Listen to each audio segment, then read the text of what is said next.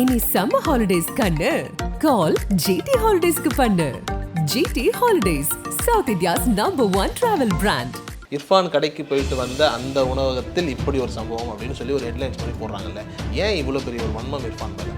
இர்ஃபானுடைய வளர்ச்சி வந்து ஒரு பெரிய வளர்ச்சி. உலகம் முழுவதும் டிராவல் பண்ணக்கூடிய அளவுக்கு ஒரு பெரிய யூடியூபராக இருக்காரு, எல்லாம் அறியப்படக்கூடிய ஆளாக இருக்காரு. பொது சமூகம் அவரை கொண்டாடக்கூடிய ஒரு இடத்துல இருக்காரு. அதுதான் பெரிய சிக்கல். இங்கே எல்லோரும் இர்ஃபானை ஏற்றுக்கிட்டாங்க, நீங்கள் வேற மாதிரி இர்ஃபானை பார்க்க ஆரம்பிச்சிருக்காங்க. அது ஒரு சிக்கல். அது சிலருக்கு கண்ணை விடும். இர்ஃபான் சாப்பிட்ட ஹோட்டலில் வாச்சான் இருந்தது, இர்ஃபான் சாப்பிட்ட ஹோட்டலில் தண்ணி மஞ்சளா வந்தது அப்படின்னு போட்டு அவரை வந்து ஒரு இது பண்ணணும். வந்துட்டு டிஎம்கேவோட ரொம்ப நெருக்கமாக இருக்காரு. டிஎம்கே கட்சியில் உறுப்பினராக இருக்கிறாரா, இல்லை அவர் வந்து மெம்பராக இருக்கிறாரா, ஒவ்வொரு சாயத்துலேயும் ஒரு முத்திரை குத்துறாங்க. இப்போ வந்து வேற ஒரு முத்திரையை குத்த ஆரம்பிச்சிருக்காங்க இர்ஃபானை. அவர் வந்து அவர் சார்ந்த சமூகத்தை சார்ந்த கடைகளில் ப்ரொமோட் பண்ணுறாரு. அப்படிங்கும்போது அவர் உதயநிதி கூடயும் போய் டிஃபன் சாப்பிட்றாரு, ராஜ்பவனில் போய் ஆளுநர் கூடயும் டிஃபன் சாப்பிட்றாரு. அப்படிங்கும் போது அது ஒரு பிரபலியமாகிறப்போ ஒரு முத்திரை இவ்வளோ தான் செய்யும், ஏதாவது ஒரு முத்திரை. இப்போ வந்து இர்ஃபான் மேலே தொடர்ந்து அந்த மாதிரியான ஒரு முத்திரையை குத்த ஆரம்பிச்சிட்டாங்க, தாக்குதலை தொடக்க ஆரம்பிச்சிட்டாங்க. இல்லை, இதில் வந்துட்டு என்ன சொல்ல வராங்க அப்படின்னா வந்துட்டு ரொம்ப திமிரு காட்டுறாரு, எங்களை மாதிரியான ஆட்கள்லாம் பேசவே மாட்டாரு, பார்க்கவே மாட்டாருன்னு ஒரு தரப்பு. யார் சொல்கிறாரு? இல்லை, ஒரு சில பேர் சொல்கிறாங்கன்னு வைங்களேன். அம்மா உணவகத்துக்கு ப்ரொமோட் பண்ணிட்டு இருக்காப்ல, 2 நாள் வீடியோ இருக்கு. அப்போ அம்மா உணவகத்துக்கு யார் காசு கொடுத்து ப்ரொமோட் பண்ணுறாங்க? பெண்களுக்கு இலவசமான விஷயங்கள்லாம் கொண்டு வந்தாங்க. அந்த 1000 ரூபா கொடுக்குறதுலேருந்து பஸ்ஸில் இலவசமான விஷயங்கள், அதை வந்துட்டு ரொம்ப அழகாக பேசி இது எவ்வளோ ஒரு முக்கியமான விஷயம் தெரியுமா அப்படின்னு சொல்லி ரொம்ப நல்ல விதமாக ஒரு வீடியோ போட்டிருந்தாங்க. அதை எடுத்துக்கிட்டு நிறைய எதிரில் இருக்கக்கூடிய சில கட்சிகள் வந்துட்டு இது என்ன, அதுதான் நான் ஆரம்பத்திலே சொன்னேன், நீங்கள் என்ன தான் செஞ்சாலும் உங்களே ஒரே ஒரு சாதியாக மதத்தை பார்த்து அதை வந்து முடிச்சுவாங்க.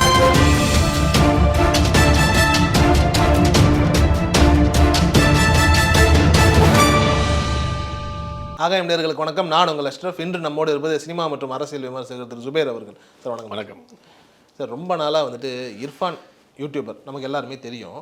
அவரை பற்றின ஒரு சர்ச்சையை வந்துக்கிட்டே இருக்குது. எப்படின்னா, அவர் வந்து இப்போ குறிப்பாக வந்துட்டு ஒரு ஊடகம் இருக்குது, அவர் போய் ஒரு இடத்துல போய் சாப்பிட்டுட்டு வராரு. சாப்பிட்டுட்டு வந்த உடனே கொஞ்ச நாளில் வந்துட்டு அந்த கடையில் வந்துட்டு இந்த பாச்சான் இப்போ ஏதாவது ஒன்று வந்த உடனே வந்துட்டு அந்த ஊடகத்தில் வந்துட்டு என்ன சொல்கிறாங்க அப்படின்னா, இர்ஃபான் கடைக்கு போயிட்டு வந்த அந்த உணவகத்தில் இப்படி ஒரு சம்பவம் அப்படின்னு சொல்லி ஒரு ஹெட்லைன்ஸ் மாதிரி போடுறாங்கல்ல, ஏன் இவ்வளோ பெரிய ஒரு வன்மம் இர்ஃபான் மேலே? இர்ஃபானுடைய வளர்ச்சி வந்து ஒரு பெரிய வளர்ச்சி. அதாவது தனிநபராக ஒரு எந்த விதமான பின்புலம் இல்லாமல் அடிமட்டத்தில் இருந்து ஒரு சின்ன சாதாரண ஒரு யூடியூபரை ஆரம்பித்து இன்றைக்கி உலகம் முழுவதும் ட்ராவல் பண்ணக்கூடிய அளவுக்கு ஒரு பெரிய யூடியூபராக இருக்கார், எல்லாம் அறியப்படக்கூடிய ஆளாக இருக்கார். பொது சமூகம் அவரை கொண்டாடக்கூடிய ஒரு இடத்துல இருக்கார். அதுதான் பெரிய சிக்கல். இங்கே எல்லோரும் இர்ஃபானை ஏற்றுக்கிட்டாங்க, இன்றைக்கி வேறு மாதிரி இர்ஃபானை பார்க்க ஆரம்பிச்சிருக்காங்க. அது ஒரு சிக்கல். அது சிலருக்கு கண்ணை உறுத்துது. இர்ஃபானை பொது தளத்தில் வச்சு பார்க்குறாங்க, வேற ஒரு கண்ணோட்டத்தில் பார்க்கல அப்படிங்கிற ஒரு விஷயம் நடத்துது. இவர் ஒரு ஹோட்டலில் போய் சாப்பிட்றாரு. இப்போ நீங்கள் நானுமே ஹோட்டலுக்கு போகிறோம், சாப்பிட்றோம். அந்த கிச்சன் வரைக்கும் நம்ம போய் என்ன நடக்குதுங்கிறது தெரியாது. இதுக்கு முன்னாடி போயிட்டு வந்தவங்கள்ட்ட கேட்போம், இந்த ஹோட்டலில் எப்படி இருக்குங்க சாப்பாடு, நல்லா இருக்குது சாப்பிடுங்க, நம்ம போய் சாப்பிடுவோம். அது யூடியூபராக இருந்தாருன்னா கொஞ்சம் அட்வான்டேஜ் எடுத்துகிட்டு என்ன செய்வார்னா, இன்னும் 4-5 இடத்துல ரிவ்யூ பார்த்துட்டு அந்த ஹோட்டலில் போய் எடுப்பார். அந்த ஹோட்டலில் இவர் போயிட்டு வந்த பிறகு அந்த ஹோட்டலில் இருக்கிற மாஸ்டர் வெளியில் போயிட்டாருன்னா இவர் என்ன பண்ண முடியும்? இப்போ ஒரு ஹோட்டலில் நம்ம போகிறோம், அந்த மாஸ்டர் நமக்கு சமையல் பண்ணி கொடுக்குற, நல்லா சாப்பிட்றாரு, நல்லாயிருக்கும், வந்துட்டோம். ஒரு 6 மாதம் கழிச்சு அந்த மாஸ்டர் மாற்றி அந்த மேனேஜ்மெண்ட் மாறிடுச்சுன்னு வச்சுங்க, வேற ஒருத்தர் தப்பாக நடத்திட்டாங்கன்னா அதுக்கு நம்ம எப்படி பொறுப்பேற்ற முடியும்? இப்போ நம்ம ஹோட்டலில் போயிட்டு வரோம், இப்போ நம்மள்ட்ட கேட்குறேன், இவர் கேட்குறாரு, இங்கே இந்த ஹோட்டலில் போய் சாப்பிடலாமா, பக்கத்தில் ஹோட்டல் போங்க, நல்லா இருந்தது, போன வாரம் போயிட்டு வந்தேன். இந்த ஒரு வாரத்துக்கு அந்த ஹோட்டல் மாறிடுச்சு வச்சுங்க, மேனேஜ்மெண்ட்டு வேலை பார்க்குற ஆட்கள் மாறி தான் வச்சுங்க, அதுக்கு நீங்கள் நான் பொறுப்பாக முடியுமா? அதே மாதிரியான ஒரு இது வருது. அது இவர் மேலே உள்ள அந்த ஊடக வெளிச்சம், பிரபலியம் அப்படிங்கிறதெல்லாம் வருது இல்லையா? அப்போ சிலர் பிடிக்காத ஆட்கள் பொறாமையில் பார்த்தீங்களா, இந்த ஹோட்டல் இன்னும் போட மாட்டாங்க, இர்ஃபான் சாப்பிட்ட ஹோட்டலில் பாச்சான் இருந்தது, இர்ஃபான் சாப்பிட்ட ஹோட்டலில் தண்ணி மஞ்சளா வந்தது அப்படின்னு போட்டு அவரை வந்து ஒரு இது பண்ணணும், ஒரு கிரிட்டிசைஸ் பண்ணணும், அவரை வந்து டேமேஜ் பண்ணணும் அப்படின்னு பண்ணுவாங்க. குறிப்பாக இர்ஃபானை பற்றி பார்க்கும்போது சார், அவர் வந்துட்டு டிஎம்கேவோட ரொம்ப நெருக்கமாக இருக்கார். அதனால தான் வந்துட்டு அவருக்கு எந்த மாதிரியான சிக்கல்கள் பிரச்சனைகள் வந்தாலும் அதில் வந்து ஈஸியாக மீண்டு வந்துடுறாருன்றாங்களே, அது எப்படி? அது டிஎம்கே கட்சியில் உறுப்பினராக இருக்கிறாரா, இல்லை அவர் வந்து மெம்பராக இருக்கிறாரா, ஒவ்வொரு சாயத்துலேயும் ஒரு முத்திரை குத்துறாங்க. இப்போ வந்து வேற ஒரு முத்திரையை குத்த ஆரம்பிச்சிருக்காங்க இர்ஃபானை. அவர் வந்து அவர் சார்ந்த சமூகத்தை சார்ந்த கடைகளில் ப்ரொமோட் பண்ணுறாரு அப்படிங்கிற மாதிரி பண்ணுறாங்க. ஒரு சில பேர் என்ன பண்ணுறாங்க, இர்ஃபான் வந்து அவருடைய சமூகம் சார்ந்த ஆட்களை ஏற்றுக்கிற மாட்டேங்கிறாங்க. நிறைய குற்றச்சாட்டுகள் வருது. இவர் திமுகவுக்கு ஆதரவாக ஏதாவது வீடியோ போட்டிருக்கிறாரா, இல்லை திமுக சம்மந்தப்பட்ட ஓட்டு கேட்டிருக்கிறாரா, இல்லை திமுக ஆட்களோட நெருக்கமாக இருக்கிற ஏதாவது வீடியோ ஃபோட்டோஸ் வந்திருக்கிறா, அதெல்லாம் கிடையாது. அவர் உதயநிதி ஸ்டாலின் கூட ஒரு ஃபுட் ரிவ்யூ போட்டிருந்தாரு. அதே மாதிரி எல்லா ஊரோடையும் போட்டிருக்காரு. ஆமாம், கனிமொழி அவர்களோடையும் போட்டிருக்காரு. அன்றைக்கி இவர் அவருடைய கல்யாண இன்விடேஷன் வந்து ஆளுநராக இருக்கிற ரவிக்கு போய் வச்சிருக்காரு. அப்போ வந்து அவர் பிஜேபி ஆதரவாளர்னு சொல்ல முடியுமா? அவர் ஒரு பிரபலியமாயிட்டார், எல்லாரும் வேணும்னு நினைக்கிறார். இப்போ நம்ம ப்ராப்ளம் ஆகிடும்னா அவங்களே எதிர்பார்ப்பாங்க. நம்ம என்ன அந்த பையனுக்கு கல்யாணமா நம்மகிட்ட வந்து சேம் சொல்லலை, நம்ம இந்த ஒரு விஐபி அப்படிங்கும் போது எல்லாரும் எதிர்பார்ப்பாங்க இல்லையா? அப்படிங்கும் போது அவர் உதயநிதி கூடயும் போய் டிஃபன் சாப்பிட்றாரு, ராஜ்பவனில் போய் ஆளுநர் கூடயும் டிஃபன் சாப்பிட்றாரு. அப்படிங்கும் போது அது ஒரு பிரபலியமாகிறப்போ ஒரு முத்திரை இவ்வளோ தான் செய்யும், ஏதாவது ஒரு முத்திரை. அது இவருக்கு திமுகன்னு சொல்கிறாங்க. நான் ஏன் பிஜேபி, இப்போ நீங்கள் பிஜேபின்னு சொன்னீங்களே சார், இப்போ நிறைய பேர் என்ன சொல்லுவாங்கன்னா டிஎம்கே வந்துட்டு வெளியில் தான் டிஎம்கே, உள்ளுக்குள்ளே பிஜேபியோட ரொம்ப ராசியாக இருக்காங்க அப்படின்னு. இர்ஃபான் செய்கிறது எல்லாமே வந்துட்டு டிஎம்கேக்கும் இருக்குது, பிஜேபிக்கும் இருக்குது. அதனால் இப்படி ஒரு திமுக எங்கே பிஜேபி கூட நெருக்கமாக இருக்குது? இல்லை, நெருக்கமாக உள்ரங்கமாக இருக்குன்னு ஒரு பேச்சு ஒன்று இருக்கு இல்லையா? ஏங்க இன்னைக்கு மத்தியில் அவங்க மிருகப்படத்தோடு இருக்குது பிஜேபி. அதை எதிர்த்து இன்றைக்கி தமிழ்நாட்டில் அரசியல் பண்ணிட்டு இருக்காங்க. அகில இந்திய அளவில் இந்தியா கூட்டணி கட்டமைக்கிறதுக்கு தமிழ்நாட்டுடைய முதலமைச்சர் தான் முக்கிய பங்காக இருக்கிறாரு. அமித்ஷா போகிற இடத்துல பூரா திமுகவையும் இந்த உதயநிதி செய்து தமிழ்நாட்டு முதலமைச்சர் ஸ்டாலின் அவர்கள் தான் தொடர்ந்து பேசிட்டு இருக்காரு. இப்போ சமீபத்தில் கூட 2 நாளைக்கு முன்னாடி அடுத்து இந்தியா கூட்டணி ஆட்சிக்கு வந்தால் முதல் 1 வருஷம் ஸ்டாலின் அவர் தான் பிரைம் மினிஸ்டர் இருப்பார்னு சொல்லி குற்றச்சாட்டு வச்சுட்டு இருக்காரு. அந்த அமைச்சர்கள் மேலே வழக்கு போட்டு 2 பேர் உள்ளதுக்கு வச்சிருக்காங்க. ஒரு அமைச்சருக்கு பதவி போச்சு, தொடர்ந்து எதிர்த்துட்டு இருக்காங்க. எங்கே மறைமுகமாக பிஜேபிக்கு ஆதரவாக இருக்கிறாங்க, எங்கே மறைமுகமாக டீலிங்கில் இருக்காங்கன்றது எப்படி சொல்கிறீங்கன்னு எனக்கு புரியல. அது இல்லை சார், ஆனால் ஒரு பேச்சு ஒன்று இருக்குல்ல, இந்த மாதிரி வந்துட்டு இல்லை இவ்வளோ ஸ்ட்ராங்காக பிஜேபி இருக்குது, இங்கே டிஎம்கே ஆட்சி பண்ணிட்டு இருக்கு அப்படின்னா கூட உள்ளுக்குள்ளே ஏதாவது ஒரு விஷயங்கள் இவங்களுக்குள்ள டீலிங் இருக்குங்கிற மாதிரியான ஒரு பேச்சு ஒன்று ஓடிட்டு இருக்குல்ல. அது மத்திய அரசு மாநில அரசுக்கு உண்டான சில ப்ரோட்டோக்கால் இருக்கும். முதலமைச்சர் பிரைம் மினிஸ்டர் வந்தாருன்னா போய் பார்க்குறத வச்சு நீங்கள் வந்து உடனே வந்து நம்ம வந்து அவரை வந்து இது பண்ணக்கூடாதுன்னு அர்த்தம் கிடையாது. ஒரு பிரைம் மினிஸ்டர் வந்தாருன்னா ஒரு சிஎம் போய் இன்வைட் பண்ணுறது ஒரு ப்ரோட்டோக்கால், அமைச்சர்கள் போய் வரவேற்கிறது ஒரு ப்ரோட்டோக்கால். அது பிரைம் மினிஸ்டர் மட்டும் கிடையாது, ஜனாதிபதி வந்தாலும் சரி, துணை ஜனாதிபதி வந்தாலும் சரி, சபாநாயகர் வந்தாலும் சரி, அவர்களை ரிசீவ் பண்ணுறது வந்து ஒரு மரபு. அதை செய்வாங்க. அதை நீங்கள் வந்து பார்த்துட்டு உடனே வந்து நெருக்கமாக இருக்குன்னு சொல்ல முடியாது. இன்றைக்கி காங்கிரஸ் ஆட்சி 10 வருஷம் ஆட்சி இல்லைன்னா கூட அடுத்து காங்கிரஸ் ஆட்சி மேலே கொண்டு வந்து வைக்கணும், இந்தியா கூட்டணி ஆட்சிக்கு வந்து கடுமையாக பாடுபட்டு இருக்காங்க. அதனால தான் வந்து ராகுல் காந்தி வரப்போ கூட அவருடைய அண்ணன் சொல்லிட்டு போகிறார். அந்த அளவுக்கு போன 2019 தேர்தலிலேயே முதலில் தமிழ்நாட்டினுடைய முதலமைச்சர் தான் ராகுல் காந்தி அவர்களை பிரைம் மினிஸ்டர்னு சொல்லி அனௌன்ஸ் பண்ணார். காங்கிரஸ் கட்சி அனௌன்ஸ் பண்ணுறதுக்கு முன்னாடி திமுக அனௌன்ஸ் பண்ணிச்சு. அப்படி நேரடியான சித்தாந்த ரீதியான எதிர்ப்பு இருக்குங்க. நீங்கள் திமுக பிஜேபிங்கிறது கட்சி ரீதியான எதிர்ப்பு கிடையாது, சித்தாந்த ரீதியான எதிர்ப்பு. அது எந்த நேரத்திலையும் எந்த இதையும் மாறாது. நிச்சயமாக. சரி, இப்போ இர்ஃபானை வச்சு பார்க்கும்போது இப்போ நிறைய பேர் நீங்கள் சொன்னீங்க அந்த சமூகம் சார்ந்து அவருக்கு வந்துட்டு நிறைய பின்னடைவுகள் இருக்குது. பின்னடைவுனா எப்படின்னா அதாவது பார்க்குறாங்க, அதை வந்துட்டு ஒரு பார்வையாக பார்க்குறாங்க இல்லையா? இப்போ சமீபத்தில் கூட அவர் வந்துட்டு அவருடைய கமெண்ட்ஸ் எல்லாம் எடுத்து பதில் சொல்லிட்டு இருந்தார். அப்போ வந்துட்டு எல்லாருமே கேட்குறது என்ன அப்படின்னா, நீங்கள் உங்கள் சமூகம் சார்ந்த கம்பெனிக்கு தான் நீங்கள் வந்துட்டு ப்ரொமோஷன் அதிகமாக பண்ணுறீங்கன்ற மாதிரியான ஒரு விவாதம் இருக்குல்ல. என்னைக்காக இருந்தாலும் இந்தியாவில் குறிப்பாக தமிழ்நாட்டில் வந்துட்டு இந்த மதம் இந்த ஜாதிங்கிற அந்த ஒரு டாக் வந்துட்டு இருந்துக்கிட்டே இருக்கு. அது ஏன் அது கண்டிப்பாக இருக்குது. அது சமீப காலமாக அந்த 10 வருடத்தில் ரொம்ப வீரியமாகவே இருக்குது. நம்ம என்னதான் நீங்கள் பொதுத்தளத்தில் நின்று கத்தம் போட்டு பேசினாலும் ஒரே வார்த்தையில் உங்கள் ஜாதியாக மதமாக அவங்களை பிரிச்சுருவாங்க. நீங்கள் நியாயமாக பேசினாலும் சரி, உண்மையை பேசினாலும் சரி, சத்தியத்தை பேசினாலும் சரி, நடுவில் நின்று உறக்க பேசினாலும் சரி, உங்களை ஒரே வார்த்தை தான் உங்களுடைய ஜாதியாக மதமாக பிரித்து அப்படி தூக்கி குப்பையில் போடுறாங்க. அந்த இடத்துல நீங்கள் அடிபட்டு போயிருவீங்க. நீங்கள் இளையராஜா பாரதிராஜா இஷ்யூ வந்துட்டு இருக்கு. இளையராஜாவை பிடிச்சவர்கள் பேசிகிட்டு இருக்காங்க, பாரதிராஜா பிடிச்சவங்க ஒரு பேசிகிட்டு இருக்காங்க, இசையா மொழியான்ற பேசிகிட்டு இருக்காங்க. ஆனால் 2 பேரையும் ஜாதியாக பார்த்து 2 ஜாதிக்குள்ளே ஒரு மோதலாக போயிட்டு இருக்கு. அது வந்து என்னென்னா ஒரு பெரிய ஒரு ஒரு புற்றுநோய் மாதிரி ஆகிப்போச்சு. இப்போ இந்தியாவில் என்ன பேசுகிறாலும் அவன் என்ன ஜாதி என்ன மதம், அவனுக்கு பேக்ரவுண்ட் என்ன இருக்குது, நீங்கள் உண்மை பேசுகிறானோ பொய்யை பேசுகிறானோ அதை நீங்கள் அது அவனுடைய சொன்ன கருத்துக்கள் மேலே எதுக்க கிடையாது, நேரடியாக அவனை போய் எதுக்குறது. நான் ஒரு கருத்து சொன்ன வச்சுங்களேன், அவன் பேசுகிறது தப்பு ரைட்டு, இதுக்கு உடன்படலை, இதுக்கு நான் பதில் சொல்லி ஆகணுங்கிறத விட்டுட்டு நேரடியாக என்னுடைய ஜாதியை என்னுடைய மதத்தை போய்ட்டு அட்டாக் பண்ணுறது. அந்த இடத்துல எல்லாமே அமைய போகுது. அது ஒரு புற்றுநோய் மாதிரி ரொம்ப பரவி இருக்கு. அதுவும் பொதுத்தளத்துக்கு வரக்கூடியவர்கள் பொதுத்தளத்தில் வந்து எல்லோரும் ஏற்றுக்கொண்டார்கள்னா அவர்களை இன்னும் வீரியமாக எதுக்குறாங்க.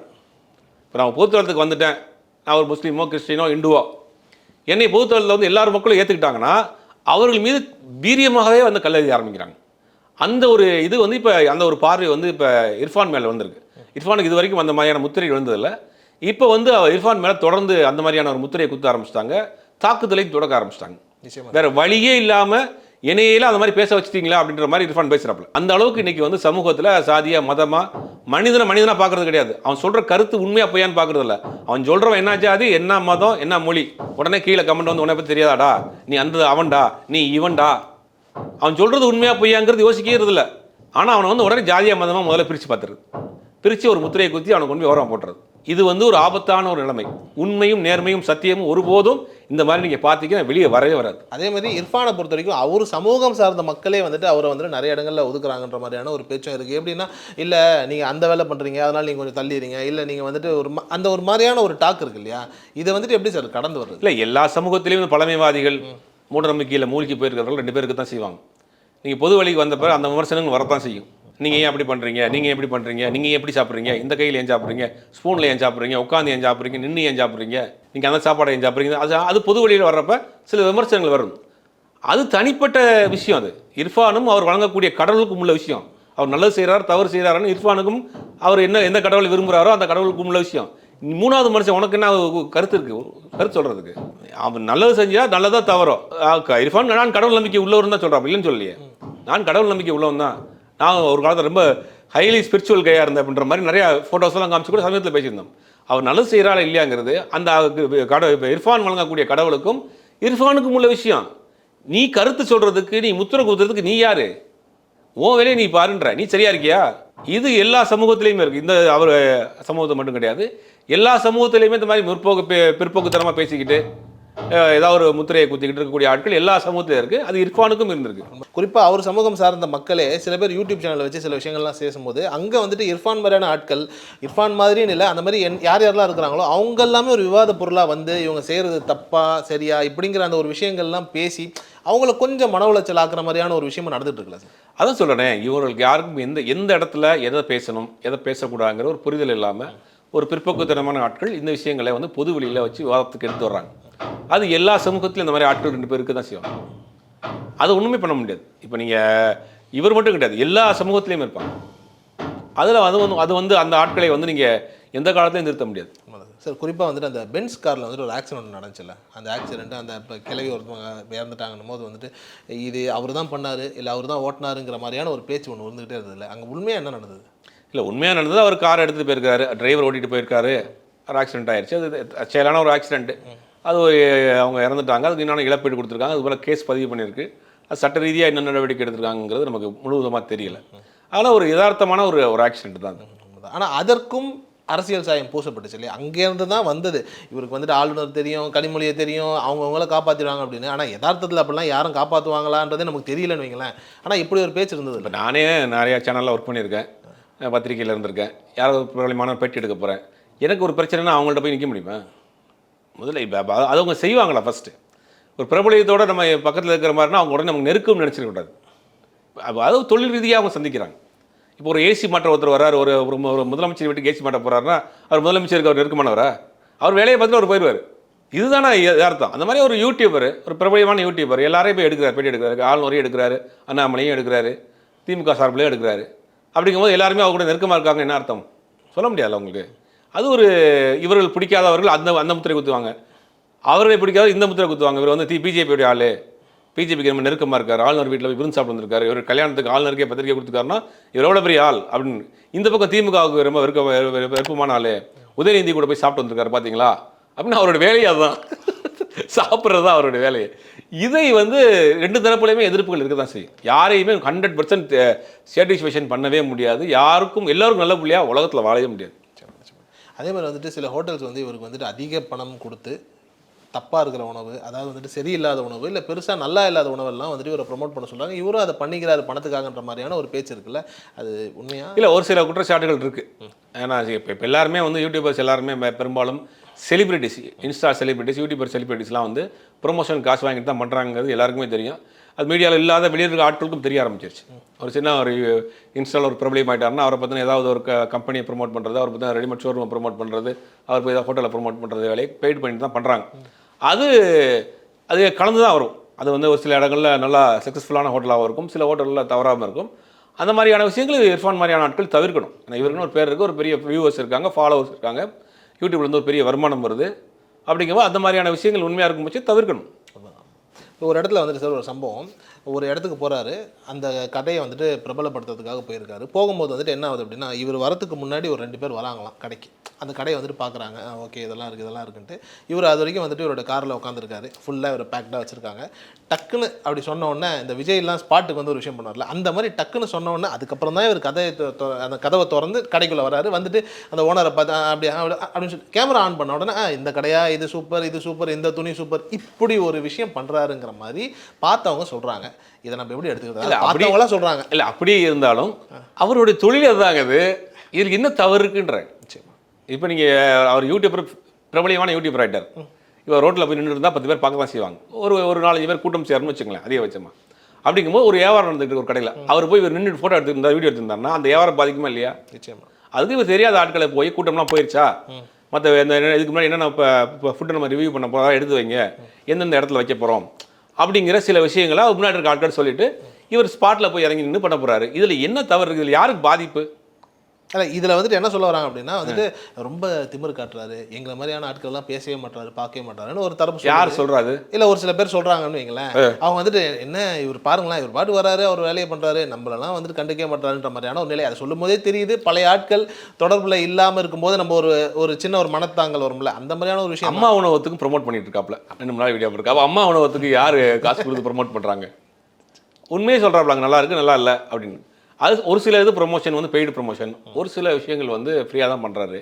அப்போ வந்து பெய்டு ப்ரொமோஷனாக இருந்தாலும் அதில் கொஞ்சம் அறம் சார்ந்த விஷயங்கள் பண்ணணும் அப்படிங்கிறது தான் நம்மள மாதிரியான ஆட்கள் சொல்கிற விஷயம். நிச்சயமாக. சரி, இருந்தாலும் ஒரு தனிப்பட்ட மனிதனாக இவ்வளோ பெரிய ஒரு வளர்ச்சி அப்படின்றதுல ஒரு குறுகிய காலகட்டத்தில் அவருடைய ஆரம்ப காலம் நமக்கு தெரியும்.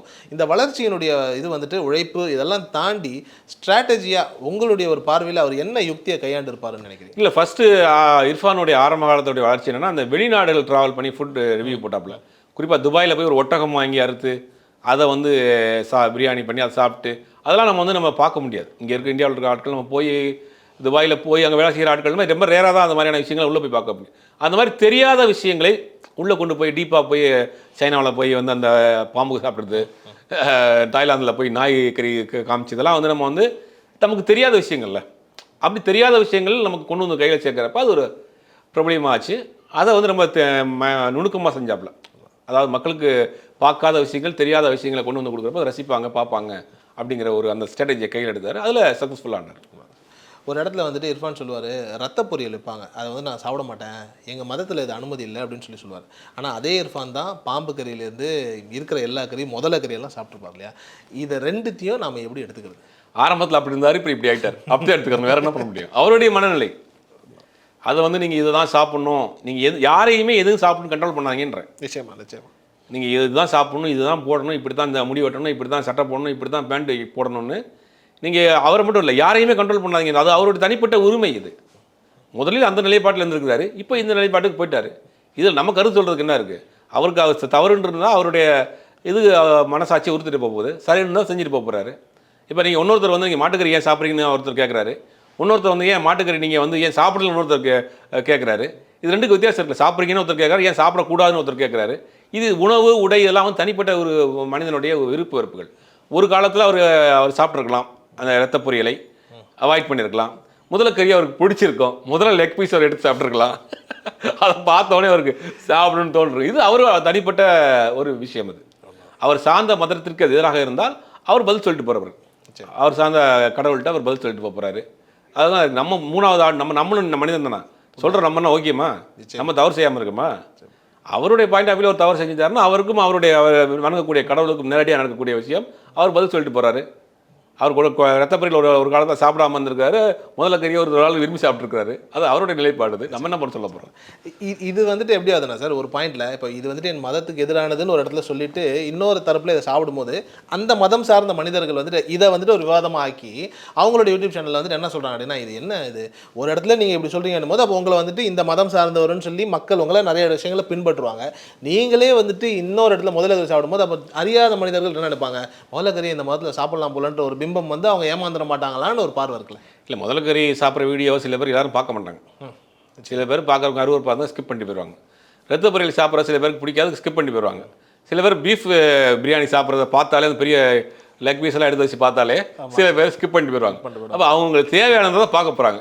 இது யார் போய் திணிக்க போகிறா? இப்போ தேட்டரா 3 மணி நேரம் உட்கார வச்சு பார்த்தே ஆகணும்னு போட்டு அடம்பிடிக்க போகிறோம்? தேவையில்லைன்னா ஸ்கிப் பண்ணி. இன்றைக்கி 1000 ஃபுட் ரிவ்யூவர்ஸ் வந்துட்டாங்க. வெஜிடேரியனில் ஒரு 500 பேர் இருக்காங்க, நான்வெஜ் வெரைட்டி ஃபுட் ரிவ்யூவர் இருக்காங்க. பருத்தி பால்ன்றானுங்க, அந்த இது எடுக்கிறன்றானுங்க, இந்த இது பண்ணுறன்றானுங்க, ஏகப்பட்ட கோழி சோடான்றானுங்க, ஏகப்பட்ட ஃபுட் ரிவ்யூவர் ஒரு டெய்லி கொட்டி கிடக்கு நீங்கள் திறந்தீங்கன்னா. அப்படி நமக்கு தேவையானதை பார்த்துட்டு தேவையில்லாத ஸ்கிப் பண்ணிட்டு போகிறோம். இவர் இருவான் பார்த்து தான் ஆகணும்னு சொல்லி அடம்பிடிக்கிறாப்புல. ஏன்னா இல்லை தேட்டரில் கொண்டு போய் எல்லாரையும் உட்கார வச்சுட்டு முதல்ல கறி சாப்பிட்றத வீடியோ போட்டு காட்டுறாரா? தேவையில்லைன்னா ஸ்கிப் பண்ணிட்டு போக வேண்டியதான். அவ்வளோதான். நமக்கு பிடிச்ச விஷயங்கள் போட்டு போகிறோம். பாட்டு இருக்குது, இளையராஜா பாட்டு இருக்குது, ஏஆர் ரஹ்மான் பாட்டு இருக்குது, தேவா பாட்டு இருக்குது. நமக்கு எந்த மூடில் என்ன பாட்டு கேட்கணும்னு தோணுச்சோ அந்த பாட்டை கேட்டு போகிறோம். அவ்வளோதானே. அது மாதிரி உங்களுக்கு தேவையானதை பாருங்கள், தேவையில்லை ஸ்கிப் பண்ணுங்க, அவ்வளோதான். நிச்சயமா. சமீபத்தில் வந்துட்டு ஒரு வீடியோ ஒன்று போட்டிருந்தார் சார். அதில் எப்படின்னா லைக் திராவிட கட்சிகள் குறிப்பாக டிஎம்கே வந்துட்டு பெண்களுக்கு இலவசமான விஷயங்கள்லாம் கொண்டு வந்தாங்களே, அந்த 1000 ரூபா கொடுக்குறதுலேருந்து பஸ்ஸில் இலவசமான விஷயங்கள் இதெல்லாம் வந்துட்டு நிறைய பேர் வந்துட்டு ட்ரோல் பண்ணாங்க. அதை வந்துட்டு ரொம்ப அழகாக பேசி இது எவ்வளோ ஒரு முக்கியமான விஷயம் தெரியுமா அப்படின்னு சொல்லி ரொம்ப நல்ல விதமாக ஒரு வீடியோ ஒன்று போட்டிருந்தார். அதை எடுத்துக்கிட்டு நிறைய எதிரில் இருக்கக்கூடிய சில கட்சிகள் வந்துட்டு இது என்ன இவ்வளோ மட்டமான ஒரு விஷயம், இதெல்லாம் வந்துட்டு தப்பு, அதை வந்துட்டு இந்த பையன் பண்ணுறான் அப்படின்னும் போது இவன் இந்த மதத்திலேருந்து இந்த சிறுபான்மையினர் அதனால் இவங்களுக்கு சப்போர்ட் இப்படிங்கிற ஒரு விவாதம் வந்துட்டு ஒன்று போயிட்டே இருக்குல்ல. அதுதான் நான் ஆரம்பத்திலே சொன்னேன். நீங்கள் என்ன தான் செஞ்சாலும் உங்களே ஒரே ஒரு சாதியாக மதத்தை பார்த்து அதை வந்து முடிச்சுருவாங்க. இப்போ இந்த 1000 ரூபா கொடுக்குறத இர்ஃபானுடைய பார்வையில் ஏழை எளிய மக்களுக்கு, பெண்களுக்கு ஒரு பயனுள்ள விஷயமா இருக்குது. நான் ஒரு அடித்தட்டு நிலையிலேருந்து வந்திருக்கேன். எங்கள் அம்மா எவ்வளோ கஷ்டப்பட்டு என்னை வளர்த்தாங்க, நாங்கள் எவ்வளோ 10,000 வாடகைக்கு ஒரு காம்பவுண்ட் வீட்டில் இருந்தோம், இந்த மாதிரியான. அப்போ அந்த 1000 ரூபாயினுடைய அருமை எனக்கு தெரியும். இந்த 1000 ரூபா ஒருத்தவங்கள்ட்ட போய் சேரப்போ அதை வச்சு அவங்க என்னென்னலாம் பண்ணுவாங்கன்னு தெரியும். அதனோட வழி உணர்வு எனக்கு புரிஞ்சதுனால நான் பேசுகிறேன்றார். இது அவருடைய பாயிண்ட் ஆஃப் வியூ. ஒரு சில பேர் 1000 ரூபாயெல்லாம் ஒரு காசா, 1000 ரூபாய்க்கு என்ன செய்ய முடியும்னு ஒருத்தவங்க பேசுகிறாங்க. அது அவங்களுடைய பாயிண்ட் ஆஃப் வியூ. இதை வச்சு நீங்கள் அவரை வந்து மொழியா, மதமா, ஜாதியா, அவர் இதனால் அந்த கட்சிக்கு சப்போர்ட்டராக இருக்கார் அப்படின்னு முத்திரை குத்துட்டு பிடிக்காதவர்கள் என்னென்னாலும் சொல்லுவாங்க. அதனுடைய பார்வையில் அப்படி பேசுகிறாங்க. அவ்வளோதான். ரொம்ப நன்றி சார். நேரம் இனி சம்மர் ஹாலிடேஸ் கண்ணு கால் ஜிடி ஹாலிடேஸ்க்கு பண்ணு. GT holidays, south India's number 1 travel brand.